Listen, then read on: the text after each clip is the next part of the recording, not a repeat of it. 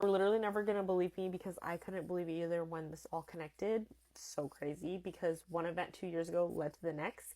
So I was in New York about 2 years ago for the very first time. I was visiting a friend out there from college. She got a new job in the big city. And I was like, girl, I'm visiting you. So I went out there. But while I was out there, I had another friend that lived out there that went straight after high school. But I haven't talked to or like seen this friend in like 4 or 5 years at this point. But I was like, you know what? I'm going to be bold and I'm going to go ahead and text him. So I said, hey, friend, I haven't seen you in a really long time and I'm actually in your city. So do you want to meet up and hang out? And he was like, sure, fuck it, whatever. And so he sent me this restaurant. We were going to get brunch and it was in the Lower East Side. So, you know me, I left an hour early from my friend's apartment and I was like, all right, I'm on a mission. You know, when you're like traveling alone and you have like one objective and that's just like to complete that thing? Mine was get to this restaurant. And so, you know, I'm walking to the station, tapping my phone real quick, a little Apple Pay, a little quick. Mm-mm. So I hop on the train and I'm walking over. I see the place. I'm a little early. So I'm standing there and I'm waiting in line, just like all the New Yorkers, like, are you in line? Are you in line? I didn't want to get in line yet because, like, I didn't know when my friend was coming. And so I was standing there, but while I was standing there, I was observing just like the graffiti around me.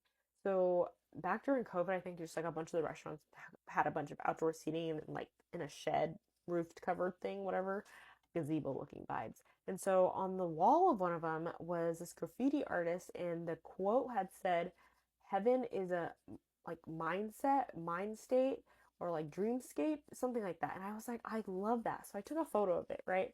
And I was like, that's amazing. Good message. Met up with my friend and I was like, cool, dope, move on.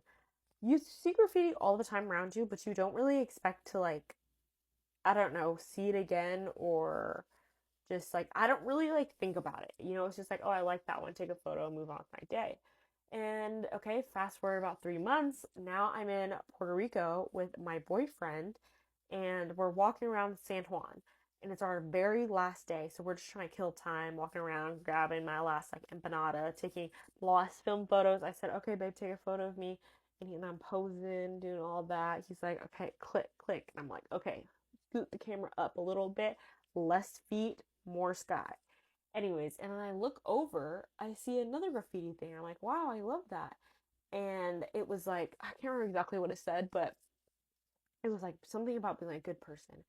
And so then I was like, oh, wow, I really like that. So I take a photo and I'm like, wait a sec, this handwriting or like the spray writing looks so familiar. This tag looks so familiar.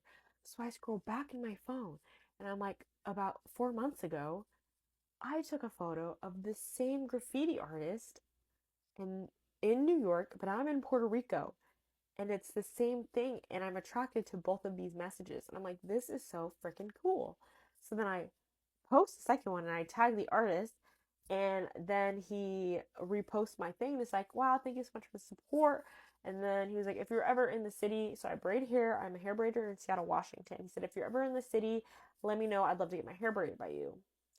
Fast forward a year later. So I went to New York again. This was so last minute. I went last month.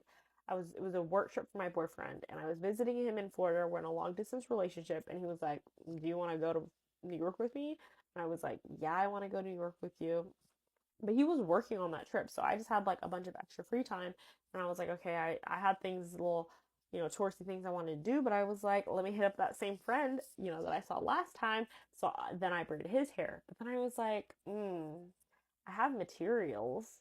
I go ahead and I message that graffiti artist again and I'm like, hey, I'm actually in New York. Do you want to get your hair braided? And he was like, well, he didn't respond for a while. And I was like, because I've never met him in person and I didn't even have a place to braid hair. Like, I was staying in a hotel room, it was so small. And I was just like, I'm just hoping you're not like actually weird or anything. But it was so cool because he was like, actually, yeah, and I'll be in the city on this day. And I was like, that's quite literally the only time I actually had free. And that would have like fit in our schedule. And so then I was like, yeah, let's do it. So now I'm taking the train, you know, leaving 2 hours early, making it over to like Alphabet City area, like Lower East Side. I think that's where I was. And I walk into like this man's apartment. He's literally the coolest person ever. It was so cool to me, like a genuine artist that's been traveling the world, and like he puts his tag places. But the fact that I got to see two of them in two different cities, like New York and Puerto Rico, I feel like very different. But the fact that I got to actually meet him in person and hear his story, it was so inspiring to meet like a just grinding artist in the city. And I did his hair, but I never would have thought that my one time seeing his graffiti and his tag like 2 years ago led to me doing his hair now, today.